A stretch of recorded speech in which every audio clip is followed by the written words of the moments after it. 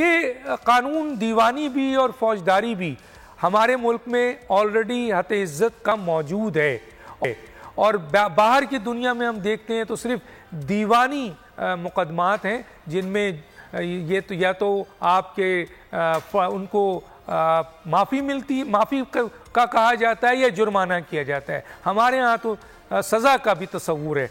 तो ये मौजूद होने के बावजूद जो 2024 हद तक इज़्ज़त का बिल पास किया गया है, लागू करने की बात की जा रही है, जिसे वापस कर दिया है गवर्नर ने, इसके ऊपर आप क्या कहेंगे सर?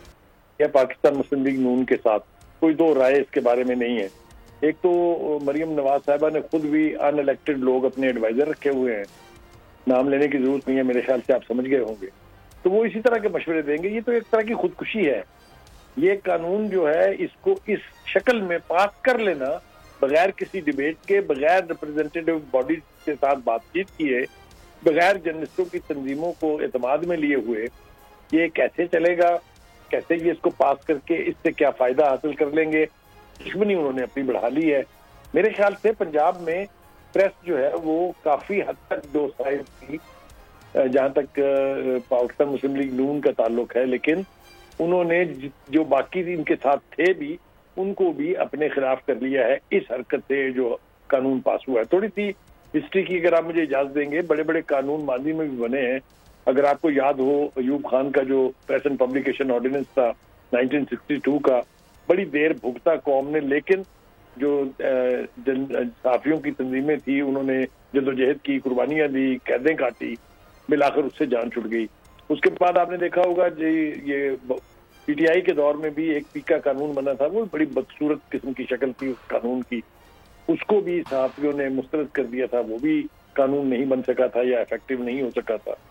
अब ये कानून का भी बिल्कुल कोई दो राय नहीं है इसके बारे में कि ये अपनी इस शक्ल में न सिर्फ ये कि पास नहीं होना चाहिए, ये पेश ही नहीं होना चाहिए था। इसमें जर्नलिस्टों के खिलाफ तो पहले ही बहुत सारे कवानीन हैं, फिर पीका कानून फिर से दोबारा बन रहा है मरकज के अंदर। एक तो मुझे ये बात समझ नहीं आई कि ये कौन सा मुल्क है जिसमें एक कानून तो विफाक बना रहा है और एक कानून उसके सूबे बना रहे हैं।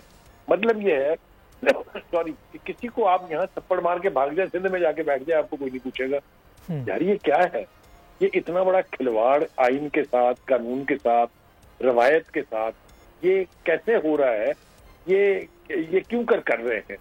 तो मुझे तो ये समझ नहीं आती है। मैं तो कौन है सर इसके पीछे? कौन है? मरियम नवाज साहिबा? मैं तो नहीं समझता कि मरियम नवाज साहिबा को इसकी हकीकत का भी अंदाजा होगा कि ये किस किस्म का कानून बना रहे हैं और क्या उनके हुकूमत के लिए और उनकी पार्टी के लिए कितना बड़ा नुकसान होगा। तो कौन लोग हैं सर इसके पीछे, आप क्या समझते हैं?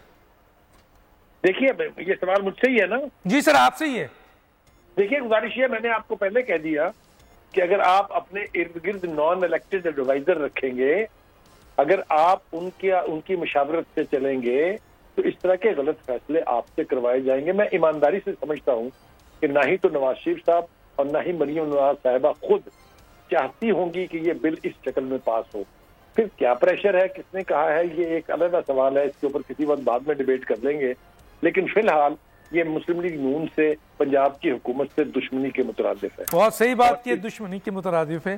जितनी जल्दी इसके ऊपर वो बगैर इसको अना का मसला बनाए हुए वापस ले लेंगे उतना ही उनका फायदा है, वरना जिल्लत के बाद भी ये कानून लेना उन्हें वापस पड़ेगा जी। सर गवर्नर ने इसे वापस कर दिया है और बड़ी जबरदस्त स्टेटमेंट दी है उसने, जो कि इस वक्त पाकिस्तान पीपल्स पार्टी का है।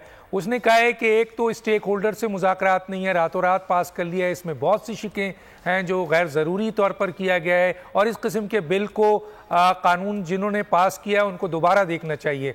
तो इसका मतलब है पाकिस्तान पीपल्स पार्टी ने इसको रद्द कर दिया है, पीटीआई ऑलरेडी इसको रद्द कर रही है। पाकिस्तान पीपल्स पार्टी इस हुकूमत के साथ बहुत बड़ी स्टेक होल्डर है। उनके इस फैसले को वो बिल का हिस्सा नहीं बनना चाहते, ये बहुत स्ट्रॉन्ग मैसेज है मुस्लिम लीग नून की क़यादत के लिए। अगर ये बात आगे बढ़ी और वो पीछे हटने के लिए तैयार ना हुए तो एक और अजीब किस्म का तसादम हमें देखने को मिलेगा। मरकज़ में बहुत वल्नरेबल हुकूमत है, आपको मालूम है। अगर पीपल्स पार्टी की मॉरल सपोर्ट नहीं हो, वोट नहीं हो, तो एक दिन वो हुकूमत भी नहीं चलेगी। इसलिए पीपल्स पार्टी का इससे अलहदा हो जाना बहुत बड़ा वार्निंग सिग्नल है ठीक for the leadership of the PM. ठीक है, एंड ठीक है। अगर वो नहीं समझेंगे इसको तो एक और बात जो मैं जाते जाते जी बोले सर। आपने कहा कि इसमें सजा और इसमें जुर्माना भी है, इसमें तीसरी चीज भी है ये कि अगर आपके खिलाफ केस होगा तो अदालत का खर्चा भी आप देंगे, जो 3 करोड़ तक हो सकता है। 3 तो करोड़ आप अंदाजा कीजिए हम जर्नलिस्टों के लिए क्या क्या महाज बन रहे हैं सर, ताकि आप और हम जो है मसलन उस तरफ देखे ही नहीं जो लोग जो हैं वो बहुत बड़े बड़े क्राइम्स कर रहे हैं। और जाहिर है इसमें तमाम एरिया के वो लोग हैं जो क्राइम कर रहे हैं, जो इस वक्त ऊपर बैठे हैं। सब्सक्राइब करें और बेल दबाएं ताकि कोई खबर रह न जाए।